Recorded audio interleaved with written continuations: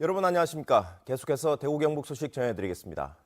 오늘 대구와 경북 지역은 맑은 가운데 아침 최저 기온은 의성이 영하 16.5도까지 떨어졌고 대구 영하 6.7, 포항 영하 6, 안동 영하 11.6도를 기록했습니다. 그런데 여기에다 찬바람까지 불어 체감온도는 이보다 4, 5도 이상 낮습니다. 경북 북부 내륙 지역에는 오늘도 한파특보가 이어지고 있지만 낮 최고 기온은 대구와 구미 3도, 안동 2도, 포항 4도, 어제보다 3도가량 오르겠습니다. 경북 동해안에만 내려졌던 건조주의보가 대구까지 확대돼 불이 나지 않게 주의가 필요합니다.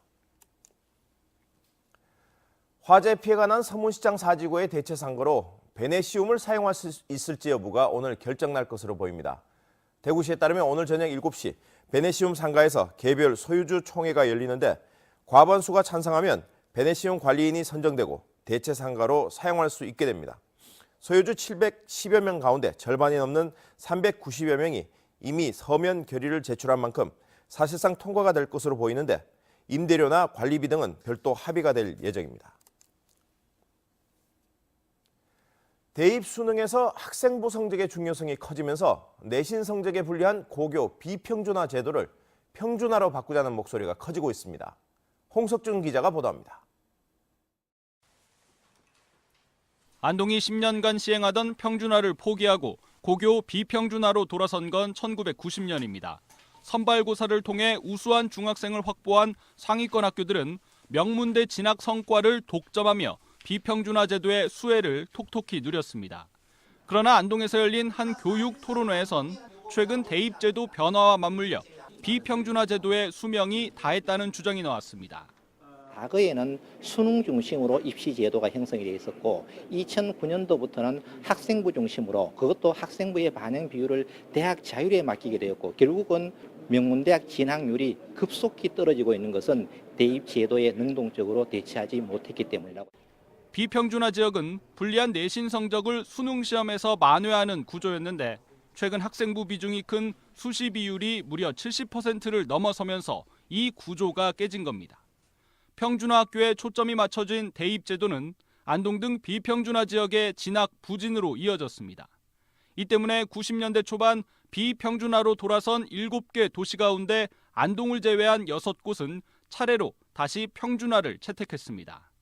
한 80개 중학교가 오다가 최근에는 한 10여 개 중학교에서밖에 진학을 안 하기 때문에 그것은 평준화를 해야 될 때 하지 못한 그런 결과라고 봅니다. 최근 고입에선 비평준화 제도를 비켜가는 하향 지원 추세가 뚜렷해지면서 올해 안동 상위권 고등학교들까지 신입생 미달 사태가 이어졌습니다. 그러나 이영우 경북교육감은 여전히 고교 평준화에 부정적이어서 제도 변화에는 상당한 진통이 예상됩니다. MBC 뉴스 홍석준입니다. 대구시 교육청은 일반계 고등학교의 맞춤형 교육과정과 방과 후 학교를 확대 운영하기로 하고 영어 면접이나 기내 방송 체험, 인문학 교실 같은 소수 선택 과목을 개설하고 학교 간 공동 교육 과정을 늘립니다.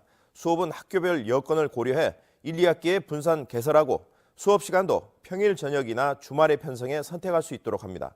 방과 후 학교는 자기 설계 맞춤형으로 확대 편성해 학생들의 교육 만족도를 높일 계획입니다.